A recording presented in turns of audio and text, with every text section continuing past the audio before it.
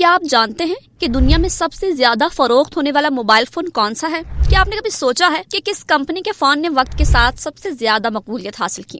آئیے جانتے ہیں۔ دنیا بھر میں سب سے زیادہ فروخت ہونے والا موبائل فون نوکیا 1100 ہے، جس نے تقریباً 250 ملین یونٹس فروخت کیے۔ یہ فون 2003 میں لانچ ہوا تھا اور اپنی سادگی، مضبوطی، لمبی بیٹری لائف اور اپنی کم قیمت کی وجہ سے بے حد مقبول ہوا۔ اس کے بعد نوکیا کا ایک اور کامیاب ماڈل نوکیا 1110 سامنے آیا، جس نے بھی دنیا بھر میں شاندار فروخت کی اور تقریباً 248 ملین یونٹس بیچے۔ یہ فون 2005 میں ریلیز کیا گیا تھا اور خاص طور پر ان صارفین کے لیے بنایا گیا تھا جو ایک سادہ، پائیدار اور بجلی بچانے والا فون چاہتے تھے۔ نوکیا کے یہ دونوں ماڈلز آج بھی موبائل فون کی تاریخ میں ایک یادگار حیثیت رکھتے ہیں۔ اب اگر بات کی جائے ایپل کی، تو اس کمپنی کا سب سے زیادہ فروخت ہونے والا ماڈل آئی فون 6 پلس اور آئی فون 6 ہے، جنہوں نے مجموعی طور پر تقریباً 222 ملین یونٹس فروخت کیے۔ 2014 میں لانچ ہونے والے ان ماڈلز نے ایپل کی کامیابی کو ایک نئی بلندی دی، اپنے بڑے اسکرین سائز، جدید ڈیزائن اور شاندار کارکردگی کی بدولت۔ آخر میں آتے ہیں سیمسنگ کی طرف، جو آج کے جدید اسمارٹ فون دور میں سب سے نمایاں برانڈ میں شمار ہوتی ہے۔